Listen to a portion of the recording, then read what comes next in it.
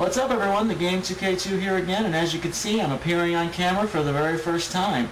Don't worry, this won't be for every video, but when I do appear on camera it'll only be for the beginning and the end of the video, and maybe a little in between.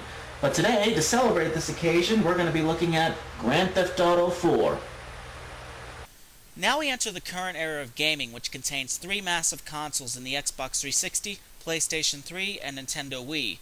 GTA 4's development was definitely a challenge for Rockstar, costing $100 million and taking over 3 years to finish. The development of the game started immediately after San Andreas' release, and rumors about what the game would bring to the GTA franchise grew rapidly. I think the most consistent rumor pertained to the open world, where every apartment room and building would be accessible. This rumor was created due to the processing power of the Xbox 360 and the PlayStation 3. GTA 4 had the largest marketing campaign I had ever seen for one game, and I don't think any game has topped it since. Commercials flooded every TV station, and advertisements filled every big internet website, and GTA 4 was easily slated one of the highest selling games of all time before it was even released. But was it worth all the hype? Let's find out. The story is about a man named Nico who has just come to America to live with his cousin Roman, who has lied to him and promised him the American dream. But things don't quite turn out the way he wants it, and learns the truth and is forced to deal with Roman's problems, and along the way he creates his own. For GTA 4, the core gameplay has been tweaked quite a bit due to the game running on a much different engine and the intense graphical change from the previous consoles to the current consoles. A good portion of the gameplay is still the same, with stealing cars and completing missions, but the missions are much more realistic and the way you steal cars is much more realistic.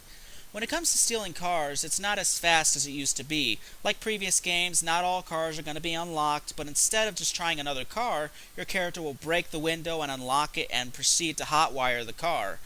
This adds a little bit of challenge because if it happens right next to a cop, you might not have enough time to steal it before you're busted.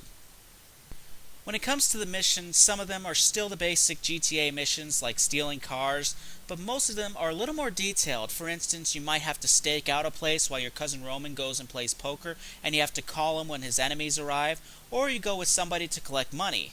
One of the big changes to the gameplay is that you have a lot more free range to make your own decisions. Some missions rely on your decisions to help with the story. Choosing whether or not to do something affects the story in some way. One of the big ways to do this is with the addition of the cell phone. You use this phone throughout the game and various people will call or text you to do missions. You have the option to completely ignore them, and this will affect the story because some characters react differently to being ignored or you saying no to the mission. The cell phone was a great addition because you have so much free range. I think the only downside is that there aren't a lot of numbers you can call outside of people you do missions for, and one element I would have liked to be able to do is call your enemies instead of just getting their voicemails. Another big addition is the ability to date. You meet a woman early in the game named Michelle who you have the option to date, and there are various things that you can do like go bowling, go out to eat, go to a show, and more. Like the story, you can do things that affect your relationship, like if you do something wrong, that could cause the relationship to go downhill and you'll break up, or if you do everything right, then the relationship will obviously turn out well. This is actually one of the new features that I'm surprised they didn't do more with. It's good, don't get me wrong, but I think it would have been great if they allowed you to explore a little bit with the ability to date more women in the game, because as you unlock the city, there's only 3 women you can actually date. One of the new features that doesn't really pan out so well is GTA 4's version of the internet. There was so much they could have done with this, but it winds up not being very interesting. The most you can do with it is read and send emails, and the 3 other women that you date, you can contact through the internet as well. Those features are fine, but when a game does its version of the internet, that means they have so much free range, and I was really expecting Rockstar to go all out with this feature, but they don't. Then there's the wanted level feature, which sees little change, but it's actually one of those features that didn't really need much change. The biggest change is how you evade the cops in the game. The map on the screen now shows a colored circle that means you will remain wanted while you're in that circle.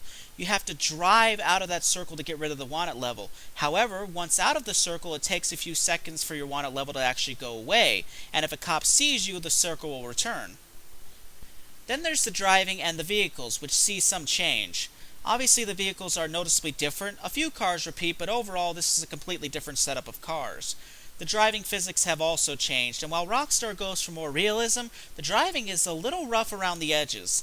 Turning seems to be a little more difficult no matter what car you have, which is kind of annoying. However, I do love the drivers around you because everyone in Liberty City drives like morons. It is impossible not to hit anybody in this game no matter how safe you are in the game. Now, despite all the new features, a good chunk of the older features from San Andreas have been taken away, which I think came as a surprise to almost everybody. The ability to gain and lose weight has been taken out, haircuts have been taken out, and tattoos are also gone. This is very disappointing because those features are what made the open world much more realistic, and the elimination of those features is very surprising.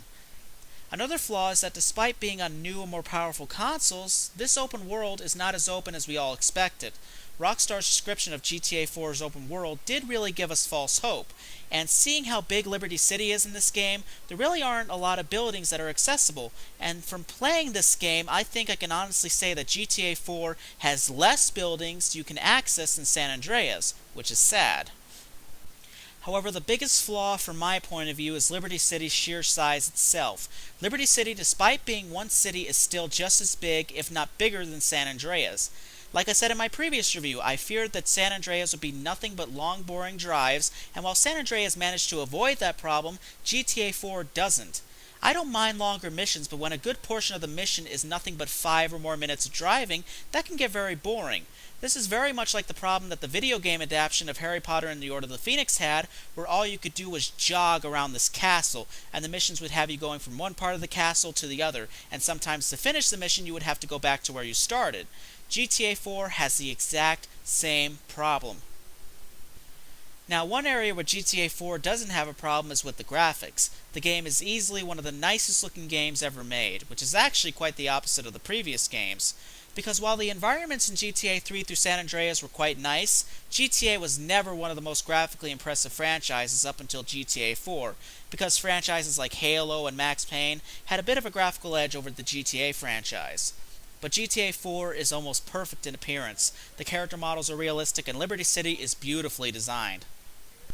There is little to no difference between the Xbox 360 version and the PS3 version. Both games are pretty much identical with a few subtle differences, but none of them are quite that noticeable. The PS3 version did come with a problem that most PS3 games were having at the time, and that was a frame rate issue. GTA 4's frame rate for the PS3 is not nearly as bad as the others, and doesn't harm any of the gameplay whatsoever, so it's not that big of a problem. The Xbox 360's frame rate is smoother. The only real noticeable frame rate issue that the 360 has is with the cutscenes. Then there's the PC version, which remains 3 years after its release one of the most difficult games to run on a PC due to its heavy PC requirements. I don't have that splendid of a PC, so I had to run it on a friend's PC, and I can honestly say when it's running on full requirements, it actually is better than the console versions. The loading times are faster, the city is more detailed, and the character models look a little more lifelike in appearance. One element of the game that doesn't see any change whatsoever is the controls, which remain the same, and I really do like the controls from GTA 3 to GTA 4.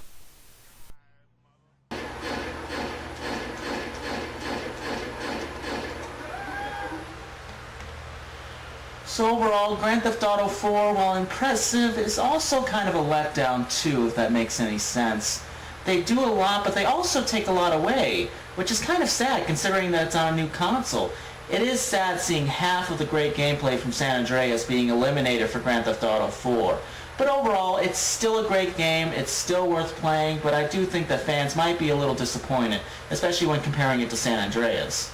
Now, we move on to The Lost and Damned and The Ballad of Gay Tony. I think it's safe to review both games on one review because there really isn't much difference between GTA 4, The Lost and Damned, and The Ballad of Gay Tony. However, each game differs in story and accessible places depending on the main character. The weapons also differ, but not too much. The Lost and Damned has a gang war story similar to San Andreas, which means you encounter different gangs in certain parts of the city. The Ballad of Gay Tony is actually very different from the rest of the GTA franchise story-wise, because you actually play a character who has a job and appears to make a decent living, and I was very happy that they managed to make the character Tony a more realistic person and not the stereotypical gay man that we see in every movie. When it comes to The Lost and Damned, not much was changed from the overall gameplay. The only real difference was that the game did create checkpoints in the missions when it came to the driving, which meant if you wanted to retry a failed mission, it would start you off halfway to your destination. This is a feature that was desperately needed in GTA 4. Another nice change is the fact that since you were part of a motorcycle gang, you could call for backup if you were in a tight corner. With the Ballad of Gay Tony, the gameplay, while remaining largely the same, added more than The Lost and Damned did. The most notable being the fact that the main character does have a job as a bouncer at a club, and you have to be at the job at a certain time. While being at this job is actually optional and you don't have to do it every night, it actually is a nice change. Also, there was some dancing mini-games added to the clubs, and my favorite was the driving range. For some reason, I love that game. The game also included a new feature called base jumping, which is actually a lot more fun than I thought it was going to be. Like I said before, the different main characters meant different buildings that you can access. This was mainly noticeable in the Ballad of Gay Tony, not so much in The Lost and Damned. The Ballad of Gay Tony's main character worked as a bouncer for a club owner and was actually friends of the club owner as well, so he's able to go into 2 clubs that weren't accessible before. And let me just say that I love the safe house in The Lost and Damned. It's this big building with a good load of minigames that you can play. Now there were a couple downsides that both games shared, and that was the fact that some features did get taken away. For instance, the internet got toned down a lot. Now it's just mainly emails, and the dating feature on the internet is completely absent. This is what made me very mad, because Rockstar stated that they had improved the internet feature for the Ballad of Gay Tony, and to find out that it didn't receive any update whatsoever really pissed me off. Another slight downside is that neither game's story had the free range of GTA 4. GTA 4 had 2 different endings, while these games are far more straightforward and don't rely on your decisions nearly as much.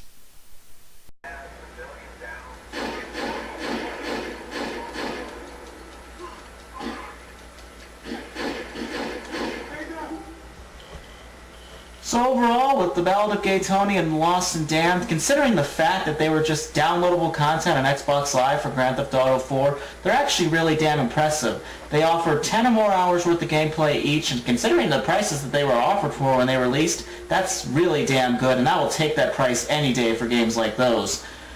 But when you compare them to GTA 4, there really isn't that much difference, and I don't think that Rockstar really wanted that much difference between those games. The city is the same, the graphics are the same, the only thing that's different is the stories. So if you really like GTA 4, and if you like the GTA franchise in general, you will love The Lost and Damned and the Ballad of Gay Tony. They are really impressive.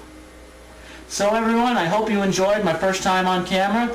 I swear it will get a little better as time goes on, but thank you so much for watching, and I will see you next time.